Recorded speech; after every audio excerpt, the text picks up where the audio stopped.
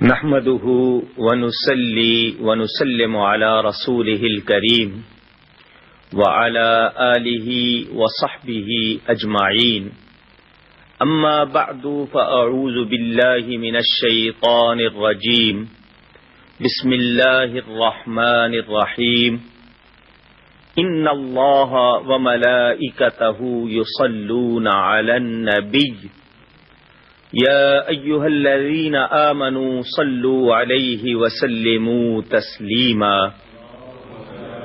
اللهم صل على سيدنا ومولانا محمد معدن الجود والكرم وآله وصحبه وبارك وسلم۔ قرآن کریم کی سورہ الاحزاب میں یہ آیہ شریفہ آیت درود و سلام کے نام سے بھی جانی پہچانی ہے۔ روایتوں میں ہے کہ حضور اکرم صلی اللہ علیہ وسلم اپنے حجرہ اقدس سے تشریف لائے تو آپ کے چہرے پر مسرت تھی۔ اپنے صحابہ کرام سے فرمایا مجھے مبارکباد دو، آج مجھ پر ایک آیت اتری ہے، اس میں جو بیان ہے وہ مجھے دنیا وما فیہا یعنی دنیا اور جو کچھ اس میں ہے اس سے بہتر ہے، ہنی اونی مجھے مبارکباد دو۔ صحابہ نے عرض کی یا رسول اللہ صلی اللہ علیہ وسلم وہ آیت کیا ہے؟ نبی پاک صلی اللہ علیہ وسلم نے یہی آیہ شریفہ انہیں پڑھ کر سنائی تو صحابہ کرام نے نبی پاک صلی اللہ علیہ وسلم سے عرض کی ہنی اللہ کا یا رسول اللہ صلی اللہ علیہ وسلم، اے اللہ کے رسول آپ کو مبارک ہو۔ اس میں غور کیا جائے، دیکھنے میں ہمیں یہ معلوم ہوتا ہے اگر قرآن کریم کو اول سے آخر تک پڑھیں تو اللہ تعالی نے اپنے انبیاء کرام کی عظمت اور شان کو بھی بیان کیا، لیکن یہ ہمارے نبی پاک صلی اللہ علیہ وسلم کی خصوصیت ہے، آپ کی اسپیشلٹی ہے کہ اللہ تعالی نے آپ کے لیے صرف یہ بات فرمائی ہے، کسی اور کے لیے نہیں فرمائی ہے۔ کسی نبی کے لیے ایسا نہیں فرمایا کہ اللہ اس پر درود بھیجتا ہے، نہ ہی کسی امت کو حکم دیا کہ اپنے نبی پر درود بھیجو۔ اس لحاظ سے ہمارے نبی پاک صلی اللہ علیہ وسلم افضل الرسل یعنی تمام رسولوں میں سب سے افضل ہیں، اور یہ امت ان کی نسبت سے تمام امتوں سے افضل ہے۔ غور کیا جائے تو اس آیت سے ایک بات اور معلوم ہوئی، اللہ تعالی بے پرواہ ہے، وہ غنی ہے، کسی کا محتاج نہیں، اس کو کسی کی کسی طرح بھی حاجت نہیں ہے، اس کو مخلوق کی ضرورت بھی نہیں ہے۔ اس کے باوجود اللہ فرماتا ہے میں درود بھیجتا ہوں اپنے نبی صلی اللہ علیہ وسلم پر۔ آیت کا شروع انا کے لفظ سے ہے جو تاکید کے لیے شبہ کو دور کرنے کے لیے آتا ہے۔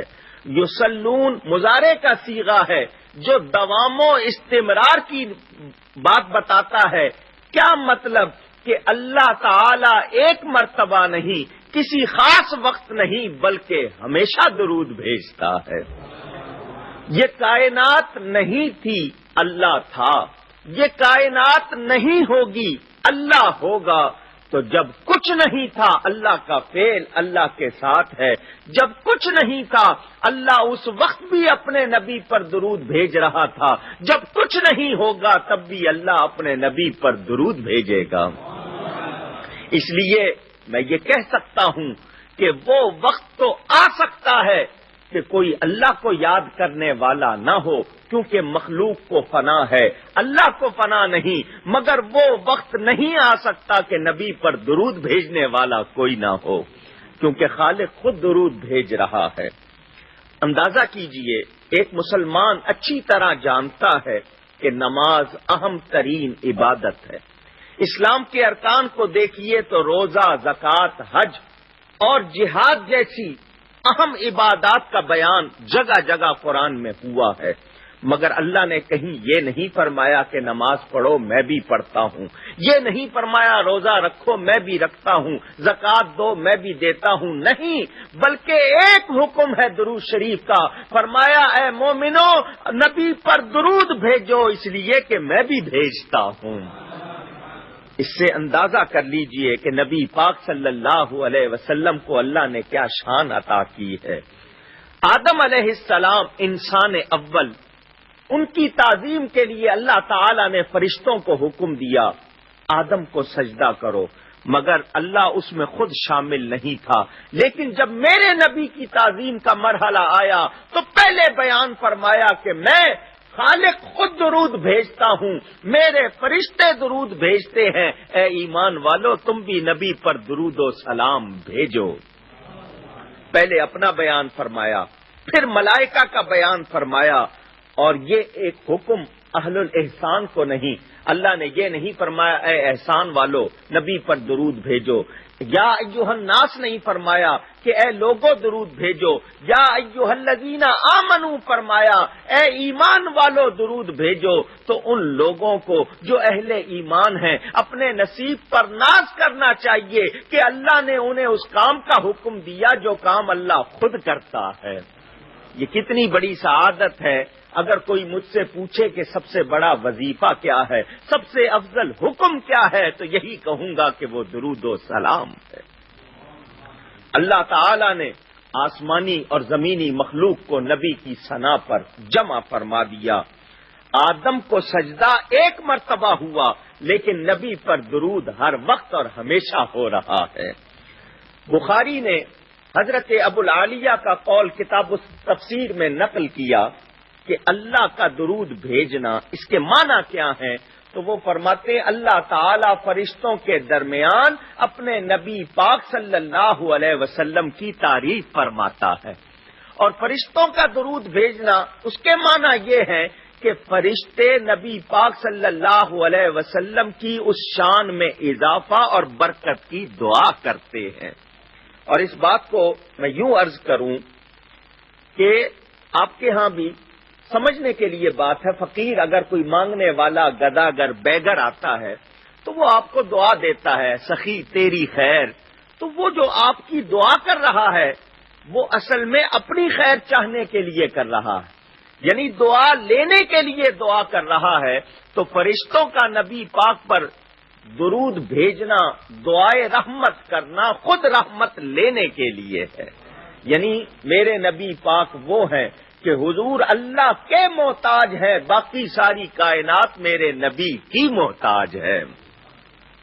اسی آیت کے تحت یہ بھی معلوم ہو گیا کہ میرے نبی پاک صلی اللہ علیہ وسلم ساری مخلوق میں سب سے افضل اور اعلیٰ ہیں۔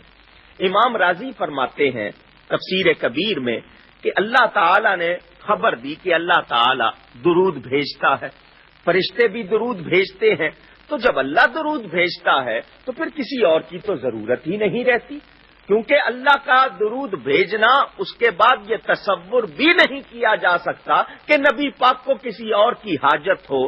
تو جواب میں وہ خود فرماتے ہیں کہ نبی پاک صلی اللہ علیہ وسلم کو فرشتوں کے یا ہمارے درود کی حاجت نہیں ہے، ہم تو محض نبی پاک کی عظمت کے اظہار اور تعظیم کے اظہار کے لیے درود بھیجتے ہیں، خود رحمت اور برکت لینے کے لیے بھیجتے ہیں۔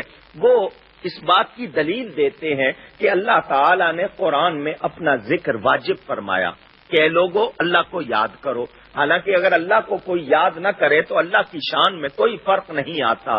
ہم بار بار کہتے ہیں سبحان اللہ سبحان اللہ، اللہ پاک ہے اللہ پاک ہے، اللہ پاک ہے کوئی شبہ نہیں، ہمارے کہنے سے اس کی پاکی میں کوئی فرق نہیں آتا، نہ کمی ہوتی ہے نہ زیادتی، مگر اللہ کو پاک پاک کہتے رہنے سے ہمیں برکت ملتی ہے۔ اللہ گویا یہ فرماتا ہے اے بندے میں تو پاک ہی ہوں، لیکن تو نے مجھے پاک کہا تو مجھے پاک کہتے کہتے تو خود پاک ہو جائے گا، تجھے علائشوں سے گناہوں سے پاکی مل جائے گی۔ تو نبی پاک پر ہمارا درود بھیجنا گویا ہمارے لیے برکت کا موجب ہے، ہم اپنے دامن میں رحمتیں سمیٹتے ہیں۔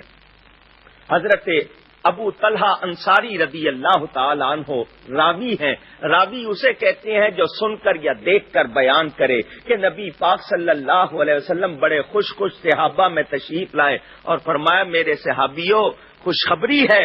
اللہ فرماتا ہے جبریل امین میرے پاس آئے اور اللہ فرماتا ہے اے حبیب کیا آپ اس بات پر راضی نہیں کہ جو آپ پر 1 مرتبہ درود بھیجے میں اس پر 10 مرتبہ درود بھیجوں.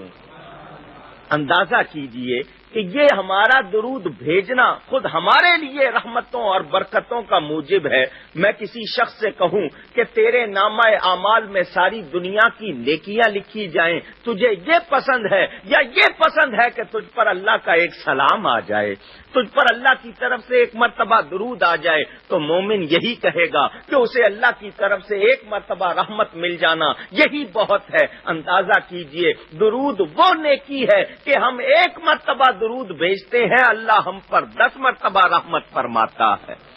10 برائیاں مٹا دی جاتی ہیں, 10 گناہ معاف ہو جاتے ہیں, 10 درجے بلند ہو جاتے ہیں اور 10 نیکیاں نامہ اعمال میں لکھی جاتی ہیں. کتنی سعادت ہے, کتنی برکت ہے. حضور صلی اللہ علیہ وسلم کے بارے میں امام ابو القاسم القشیری یہ بھی فرماتے ہیں اسی آیت کی تفسیر میں کہ اصل میں یہ ہمیں حکم کیوں دیا گیا کہ اللہ تعالیٰ یہ چاہتا ہے کہ امت کی طرف سے نبی پاک صلی اللہ علیہ وسلم کے احسانوں کے عوض کچھ نہ کچھ ہونا چاہیے, اور امت میں اتنی سکت نہیں, استطاعت نہیں کہ وہ کوئی ایسا ہدیہ پیش کر سکے جو بدل ہو سکے. تو اللہ تعالی نے نبی پر درود و سلام رکھ دیا تاکہ اس کے بدلے قیامت کے دن نبی پاک اپنی امت کی شفاعت کریں. یہ ان کے احسانوں کا بدل بھی اللہ تعالی کی طرف سے عطا ہوا. امام سخاوی, امام شمس الدین سخاوی القول البدیع میں فرماتے ہیں یہ کیا حکمت ہے, حکمت کے معنی دانائی کی بات, خاص بات کہ اللہ ہمیں فرماتا ہے اے ایمان والو درود بھیجو, اور ہم آگے سے کہتے ہیں اللہم صلی علی محمد, اللہم صلی وسلم علی محمد, کہ اے اللہ تو درود و سلام بھیج نبی پاک صلی اللہ علیہ وسلم پر. اللہ ہمیں حکم دے رہا ہے, ہم اللہ سے کہہ رہے ہیں. تو وہ کہتے ہیں بات یہ ہے کہ مدح وہی کر سکتا ہے, تعریف وہی کر سکتا ہے جو جانتا ہو, اور نبی پاک کی تعریف کو, ان کی شان کو, ان کی حقیقت کو اللہ کے سوا کوئی جانتا ہی نہیں ہے. تو جب ہم جانتے ہی نہیں تو ہم نبی پاک کی کیا تعریف کر سکیں گے. اور یہ ہم اللہ کی بارگاہ میں عرض کر کے ایک تو اپنی عاجزی کا اظہار کرتے ہیں, اور کتنی اچھی بات ہے کہ ہم اللہ سے عرض کرتے ہیں یا اللہ ان کی شان کو تو جانتا ہے, ان پر رحمت تو بھیج کیونکہ تو جانتا ہے ان کو کیا پہنچنا چاہیے. تو گویا ہم نے نبی پاک صلی اللہ علیہ وسلم کی عظمت کا بھی خیال کیا. اسی طرح اس میں غور کرنے کی ایک بات اور بھی ہے, اللہ نے یہ نہیں فرمایا ان الرب یصلی کہ آپ کا رب یعنی بے شک رب تعالی درود بھیجتا ہے, یہ بھی نہیں فرمایا.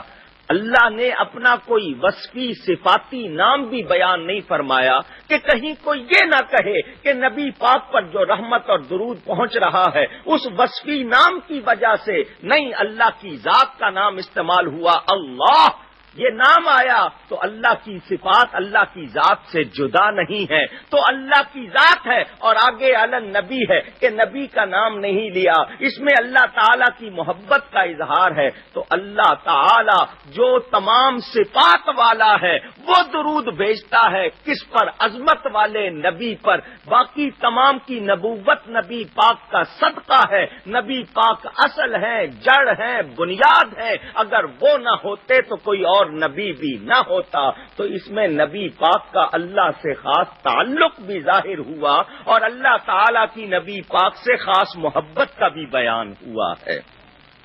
اب مسئلہ یہ ہے, آپ نے اللہ کے بارے میں یہ سنا, اصل میں اتنا وقت نہیں کہ بہت تفصیل بیان کروں. آئیے, اللہ تعالی درود بھیجتا ہے. اب دیکھیں فرشتوں کا بھی ذکر ہے, اور کوئی فرشتہ اس سے مستثنا نہیں ہے, کسی کے لیے ایکسپشن نہیں ہے کہ کوئی ایک فرشتہ ہو جو نہ بھیجتا ہو. تمام فرشتے فرشتے کتنے ہیں؟ حضرت عثمان غنی رضی اللہ تعالی عنہ نے نبی پاک سے پوچھا ایک آدمی کے ساتھ کتنے فرشتے ہوتے ہیں؟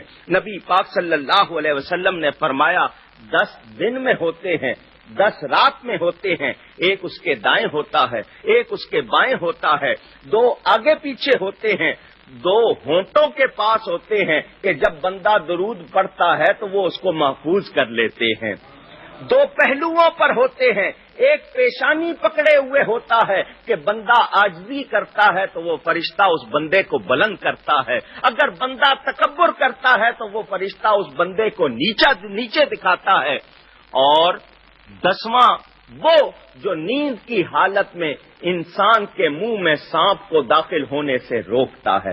یہ ایک بیان ہے۔ ایک روایت میں ہے ایک بندے کے ساتھ 360 فرشتے ہوتے ہیں۔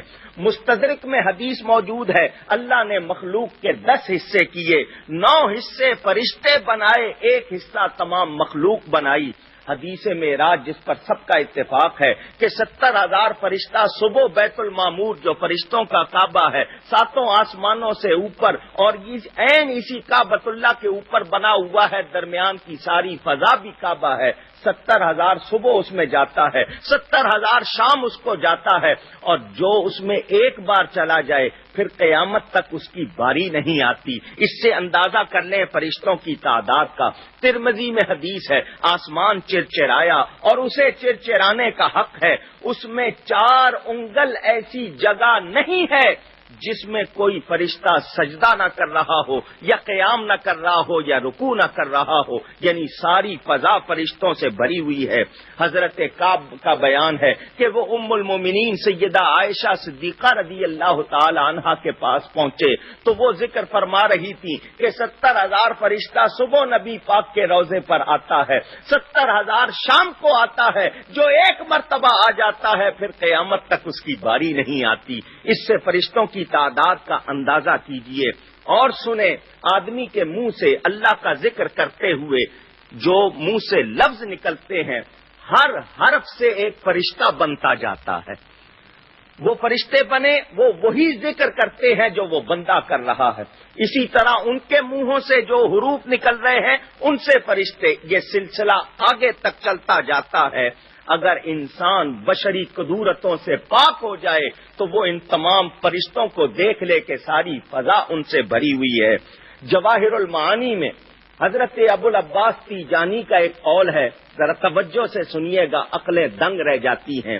وہ فرماتے ہیں انسان جنات کا 10واں حصہ ہے، جن و انس خشکی کے جانوروں کا 10واں حصہ ہے، یہ سب مل کر پرندوں کا 10واں حصہ ہے، اور یہ تمام مل کر بحری یعنی پانی کے جانوروں کا 10واں حصہ، یہ سب مل کر زمین پر مقرر فرشتوں کا 10واں حصہ، یہ سب مل کر پہلے آسمان کے فرشتوں کا 10واں حصہ، یہ مجموعہ دوسرے آسمان کے فرشتوں کا 10واں حصہ، اسی طرح 7 آسمانوں تک۔ پھر یہ سارے فرشتے مل کر ملائکہ کرسی کے مقابلے میں معمولی سی جماعت رہ جاتے ہیں۔ پھر یہ تمام مل کر حجاب عرش کے فرشتوں کا 10واں حصہ، اور حجابات کی تعداد 6 لاکھ ہے۔ ایک پردے کا طول و عرض آسمان و زمین کے برابر، اور اس کے درمیان تمام حصہ فرشتوں سے پر ہے۔ یہ تمام فرشتے مل کر ان فرشتوں کے مقابلے میں جو عرش الہی کے گرد پرے جمائے مصروف عبادت ہیں، ان کے سامنے یہ تمام یوں ہیں جیسے سمندر کے سامنے ایک قطرہ ہوتا ہے۔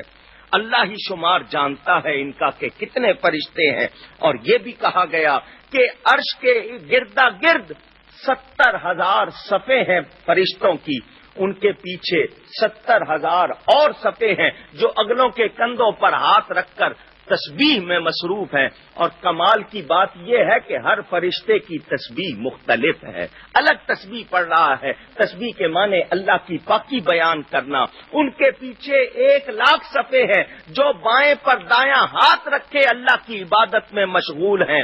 یہ تمام فرشتے ملائکہ لوح کے مقابلے میں کم، اور عرش کے 2 پایوں کے درمیان تیز رفتار پرندے کی اڑان 80,000 سال کی مسافت ہے۔ 366 پائے بتائے جاتے ہیں، ہر پائے کی مقدار دنیا سے 60,000 گنا زیادہ۔ دو پایوں کے درمیان 60,000 صحرا، ہر صحرا میں 60,000 عالم، عرش کے اوپر 70 حجاب، ہر حجاب 70,000 سال کا، اور ہر دو حجاب کے درمیان فاصلہ 70,000 سال کی مسافت کا، یہ تمام جگہ فرشتوں سے پر ہے۔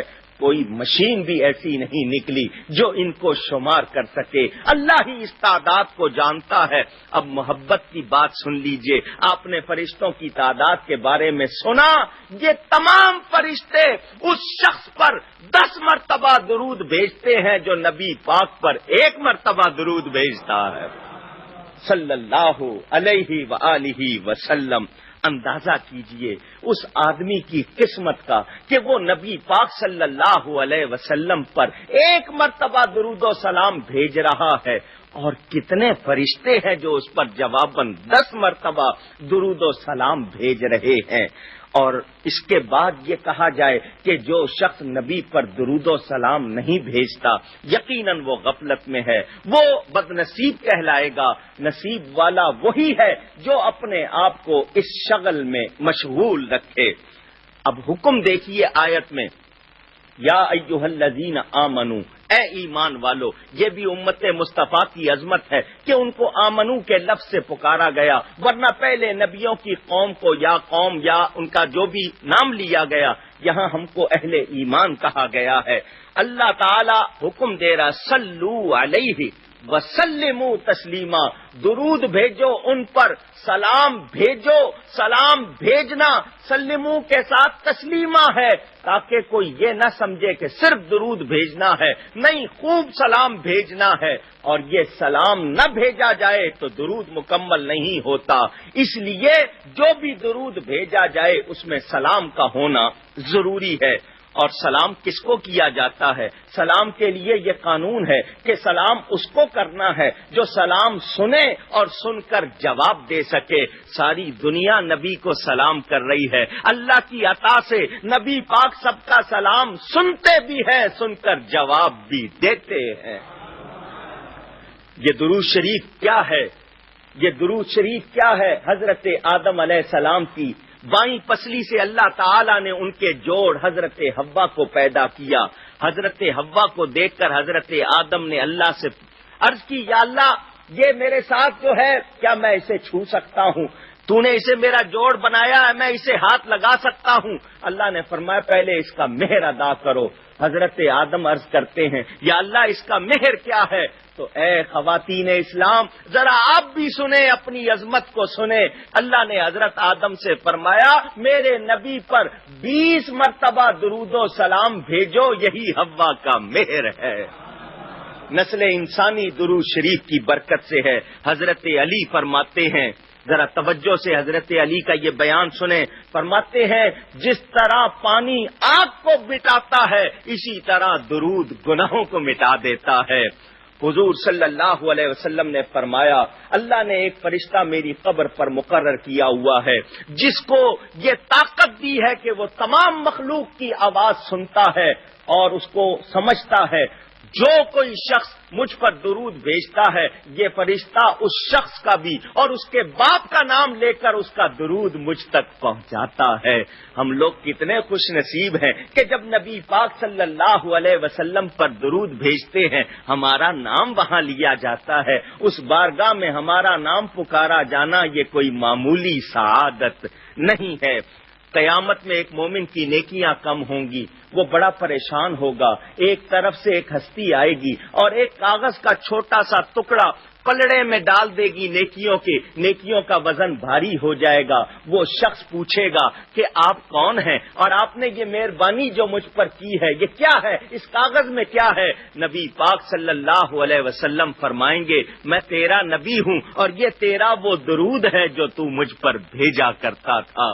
یہ کتنی بڑی نیکی ہے، یہ وہ نیکی ہے جو مقبول ہے۔ اللہ مجھے اور آپ کو یہ توفیق دے کہ ہم کثرت سے نبی پاک صلی اللہ علیہ وسلم پر درود بھیجا کریں، اور ہماری تو تمنا یہی ہے کہ میں سو جاؤں یا مصطفیٰ کہتے کہتے، کھلے آنکھ صلی علی کہتے کہتے، وصلی اللہ علی حبیبہ سیدنا محمد و آلہ وسلم۔